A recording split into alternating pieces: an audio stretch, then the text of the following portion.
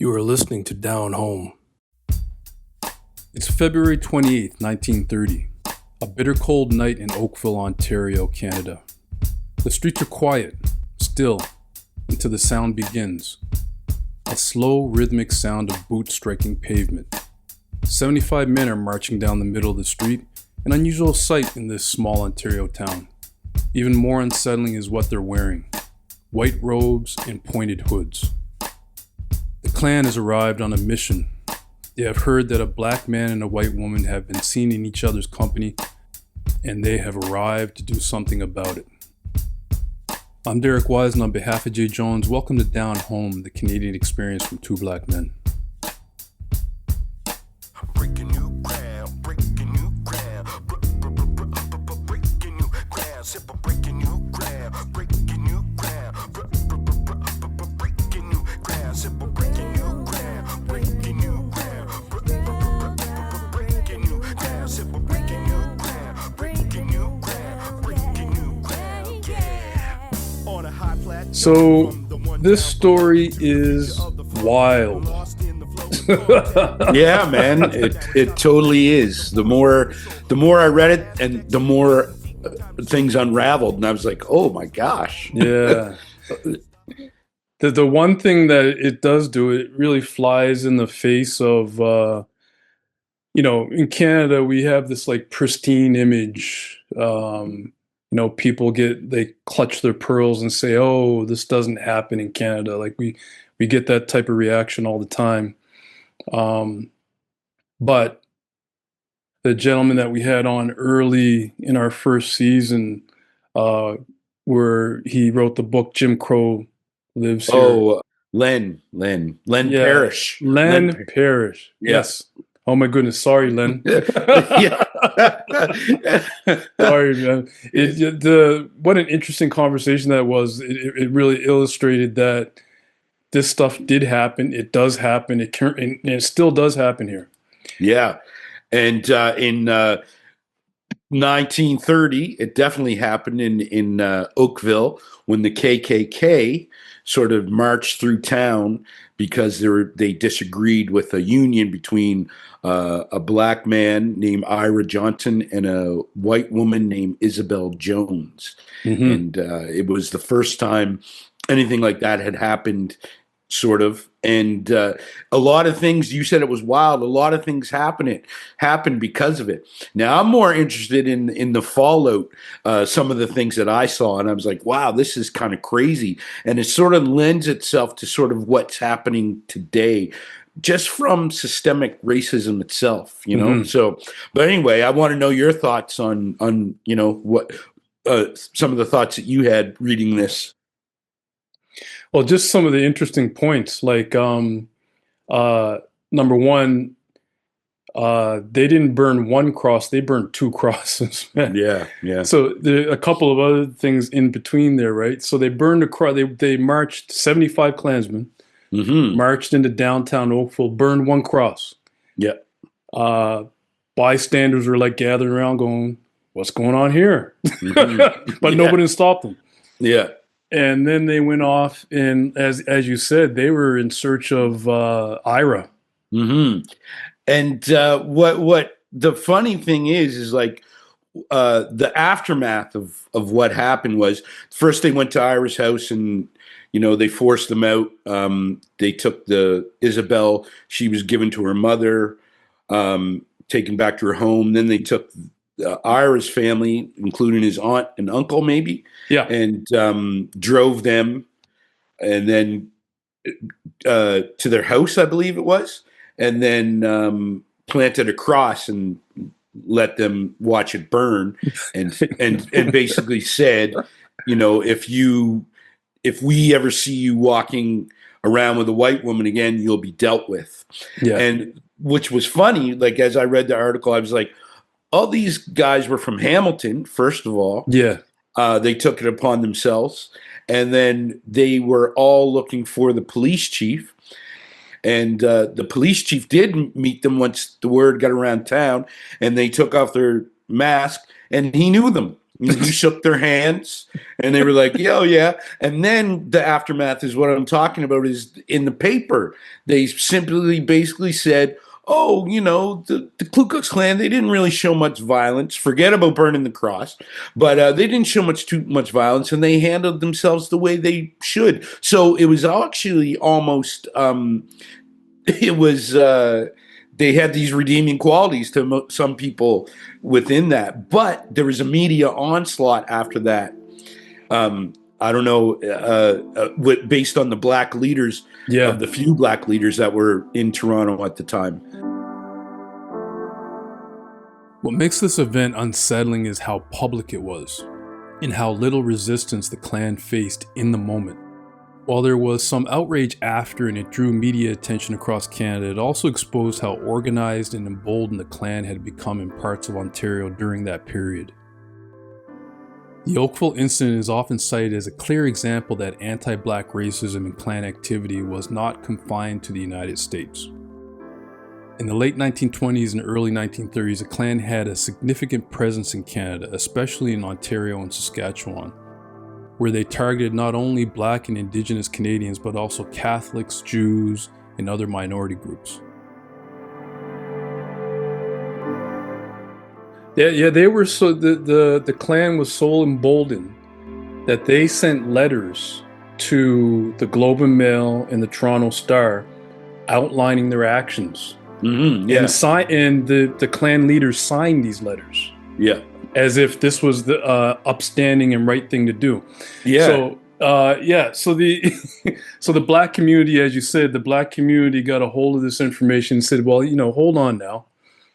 And the one of the most vocal leaders was E. Lionel Cross, a local lawyer in that operated out of Toronto. He actually first passed his bar exam in Nova Scotia. In 23, and then passed it in Ontario in 1924.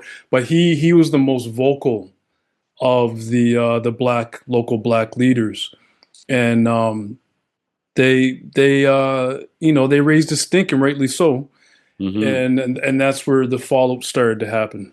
Yeah. Yeah. And then the other thing, which some of the history related around this is around that time, actually, is some of the laws that were passed. Like people have to understand that we know what racism is as far as a definition, and how sometimes different cultures can get singled out and be viewed in a certain way. Hell, all sort of, cultures and ethnicity do get stereotyped quite a bit.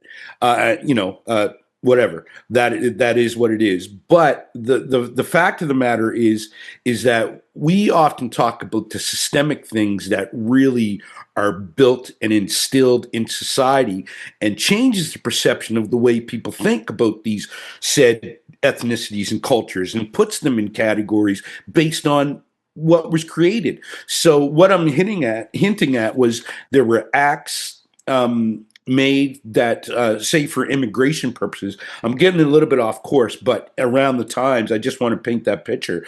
There are immigrations where they also said, say, for blacks, they couldn't enter Canada because they might not be able to handle the climate. And this was written by scientists and different things saying blacks might not be able to do that. And, Asians as well. And so to me, just a connection to all this is crazy, because it's like, look what they did based on these things, and it was painted as just a normal thing. Like the culture divide was real when white people were like, "Hey, yeah, go ahead, Ku Klux Klan, like burn your crosses," and there were only 40 goddamn people in Oakville, like black people. Yeah, you know what I mean? So to put up such a stink between two people, and what you said with Cross too, he also came to what the fallout from this is. What he said was any man should be able to take any kind of companion of no matter what, if they choose so. So, I don't mean to get off too off crest, but it paints a picture of what is still left today. Like, you know what I mean? And Yeah. in a way, you know, I mean, it still exists today. Oh, definitely, definitely. And at the time, it's quite interesting. Once the stink got to a certain level and law enforcement got involved, the things that these Klansmen could have been charged with, they were not. Right, So they exactly. could have been charged with kidnapping, Mm-hmm. which they did. They were not. Mm-hmm. They could have been charged with just the burning of the cross and how that was a danger to the public. They were not. What they were charged with, and this is hilarious, they were charged with blackening or covering your face at night for no legal purpose, Yeah. which was like a misdemeanor. Yeah, exactly. So this is what they were charged with, and so there was laws against covering your face at night. That's crazy, man. But yeah, so that, and you know, like now in this day and age, after the Charter of Rights and Freedoms was enacted in the 80s here in Canada, there is actual codified laws against hate speech and actions in hate that are subject around hate. So this is something that literally cannot happen today without charges, even though there are white supremacy groups operating in Canada. Yeah. But they don't do stuff like this because it's literally against the law. But they're operating. Yeah. And that's what's so crazy about it. And also sort of fallout of this story was some of the media stuff that sort of happened, because Ira Johnson also leaked later on, inviting the Star to do the story, saying that he wasn't black at all, that he was half white and half Cherokee. Yeah. And the title was, "Oh, he has no Negro blood." Yeah. And then you can see how him saying that sort of spun the story differently, and that's how the uproar happened, and that's how the charges happened. Yeah. And these were the first KKK to actually be persecuted, like you say, with the misdemeanor thing. But it actually it happened because of the uproar, people taking a sympathetic ear to Johnson because he was a war hero and he wasn't no longer black. Yeah. You know, so that's what got me. And the other thing that amazed me was I stumbled upon this article from this a kid who's white. His name is sorry, just let me grab this in a quick second. He wrote an article. His name is Ethan Carley, and he's a white kid, and he was so shocked he said he was taught that systemic racism didn't exist here, but the BLM rally led me to Ugly Truth. So I guess it happened around the time of George Floyd. So this prompted him to sort of investigate the history of Oakville, and he was surprised that this actually happened. He also reached out to Lawrence Hill, who wrote a book about this particular instance in Oakville called Black or the Berry, Sweet Juice.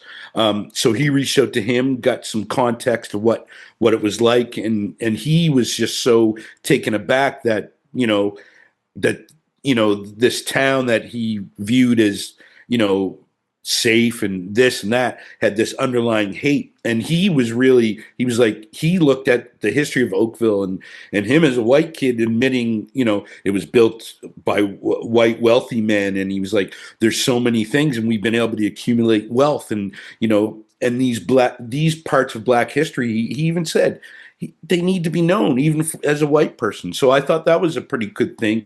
And that's what I'm saying. The fallout almost 100 years later still exists, that a kid doesn't know his history, like we didn't really know too much about this, but these are the things that help what we talk about, Yeah, definitely, man. It's like I said, a wild story, man. Yeah. 75 Klansmen. Yeah, man. Wow. In Oakville, Ontario. Oakville, Ontario. I spent a week in Oakville one night. I'm glad it wasn't. I'm glad there was no Klansmen. Oh man. Breaking new ground, breaking new ground, breaking new ground, sip of breaking new ground, breaking new ground, breaking new ground, sip of breaking new ground. You have been listening to Down Home. Subscribe wherever you listen to podcasts.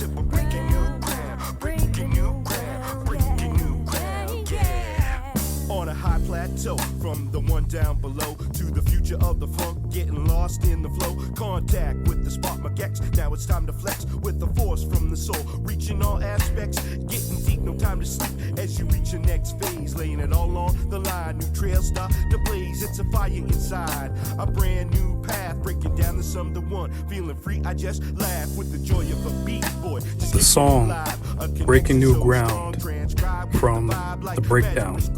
Only to see the perfect blend, like a diamond in the rough, ready to drop a perfect gem. It's time to shine so fine to see what you find. Revolution.